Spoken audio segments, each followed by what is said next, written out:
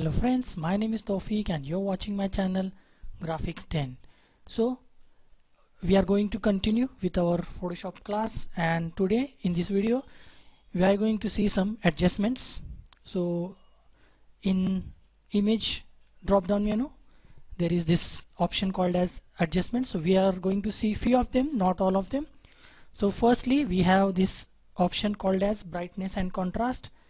So basically brightness and contrast, it is self-explanatory. It basically changes the brightness and contrast of this or whatever image you open. So brightness basically means it increases the brightness of the entire image, or it decreases the brightness of the entire image. Now the contrast is a bit interesting thing. What contrast really means? As if you look carefully, we have some darker areas along here, along the hairline, and we have some, even as we compare with this particular area, we have some more like a bit lighter, but still as compare darker as compared with this area. So we have a lighter area, then we have a bit darker area, then we have extremely dark area over here. So basically what it means, we have a contrast in toning and colors in this particular image. So this is a contrast, brightness, contrast in brightness, as you can see, or contrast in light. So we have some different shading or different toning in this image. So what will happen if we change this slider? We will see, if I take it to extreme left, then it reduces the contrast. As we can see, the difference or the contrast has decreased. This darker area has brightened up a little bit, not much but a little bit.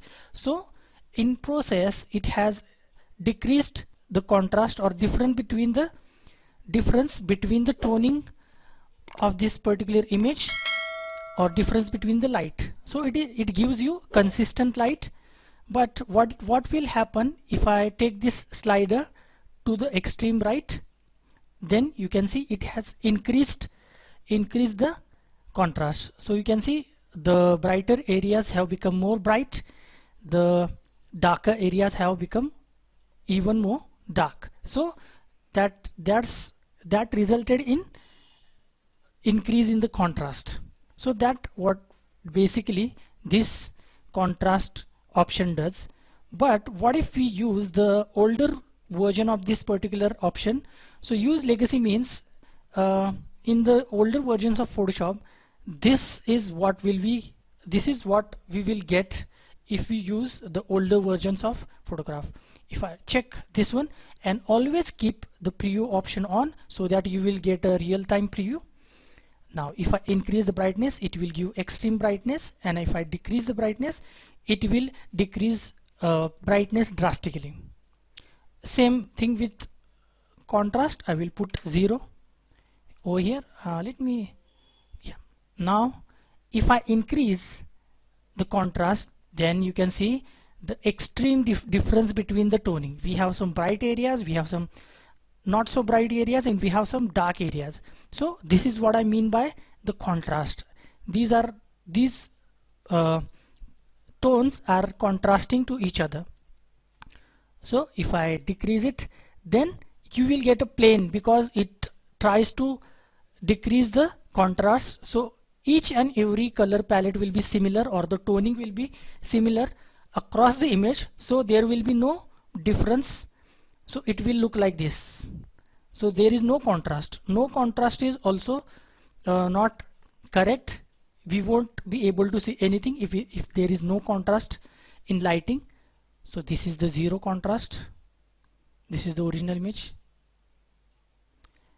and this is what we get if we decrease using the legacy tab. Original, and this is what we are getting. So basically contrast increases or decreases the contrast of the image, the toning basically.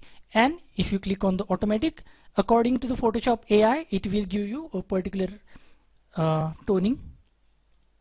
Slight difference, not much difference, slight difference. cancel this. So moving on to the next point, which is levels. The shortcut key for levels is Control L, or if you are using Mac, then it is Command L. So what is, I'll press Control L or Command L, levels. Now we have the main channel. We are using the RGB colors, which are the red, green, blue colors. We will explain this. I will explain this in the next video, what are these RGB colors and CMYK colors. But for now, go with it. Like channel is RGB, like entire colors are there. All the colors are there in this particular channel. Then we have this kind of a histogram kind of a thing. Then we have 3 points in the slider. This is, as we have seen earlier in the dodge tool and the burn tool, this is pretty much similar to the shadow option, and this is the midtones button, and this is the highlights button, and this is output. If we keep output to 0, then we won't be able to see anything. So it is recommended that you will keep the value to highest value. RGB, the range of RGB value is 0 to 255. To keep it to maximum, that is 255. Now what will happen if I take this shadow button and move it towards the right? Then it will darken the areas which were already a bit darker as compared with the brighter areas. So we can see these particular areas or these particular pixels were brighter as compared with this. So we can see these are getting even darker and these are remaining bright. So if I take this midpoint to its mean position, then we can see the difference. It has made the darker areas even more dark or darker, and the brighter areas are as it is, and these are the midtones. These are also like these are also affected by this slider. Now what will happen, I will take it to this center again. If I take this highlights button and drag it towards the left, then it will highlight, or it will brighten the highlighted area or the bright area even more. As you can see, it has brightened up the bright areas which were already bright. It has brightened up even more.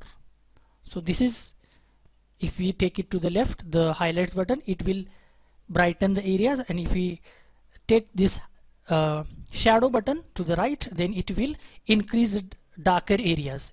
It will increase the darkness of the darker areas even more. And what if I move this button? It will act accordingly. If I take it towards the left, then it will increase the brightness, and if I take it to the right, then it will increase the darkness, as you can see. So basically photographers use this particular thing, and if you want to use separate channels, let's say red, then it will give you the value of the red. This will increase. If you take it towards the left, then it will increase the value of the red, and if you take it to the right, then it will decrease the value of red color. So we get the remaining colors, which are blue and green.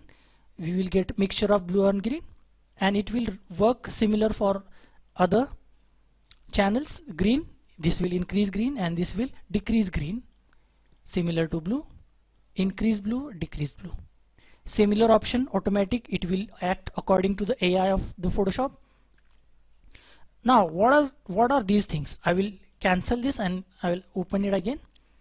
So these are basically, by using these tools, we can basically select a black point, a white point, or a gray point.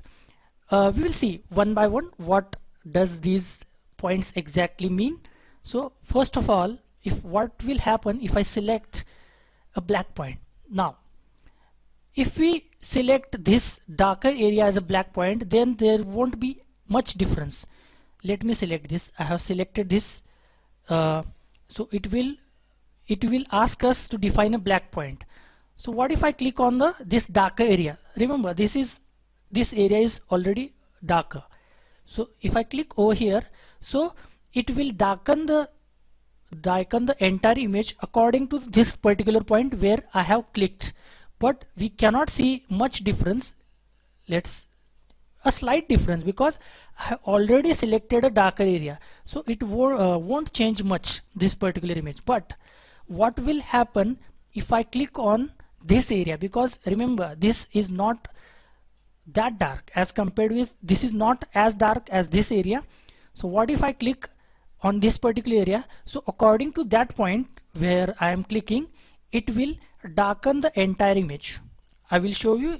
It will be easier for you to understand once I click it. Look, I am defining this point as my dark point or the black point. So according to this point, it has darkened the entire image. So that's why most of the area is dark, because this area wasn't as dark as this one. I will undo this, Control Z or Command Z, and if I click over here, because this is the brightest area of this image, remember this area is the brightest area of this particular image, but if I choose this area as my black point, then it will darken the entire image like this, as you can see. So this is how it works. Mainly it is used by photographers, but it doesn't mean that normal other people can't use it. And this is the other end of the spectrum, which is called as the setting a white point. So if I change the white point, so it has only decreased the brightness slightly. But what if I select this dark area as a white point? It will brighten the entire image drastically. So look like this, because this area was already dark. So in doing so, it has brightened entire image in trying to balance this thing. So this is what will happen. If I define the brighter area, already brighter area, it won't make much difference. But if I click on the darker point or the dark area as a white point, then it will increase the brightness. And this is the midpoint. Basically it will do mixture of both,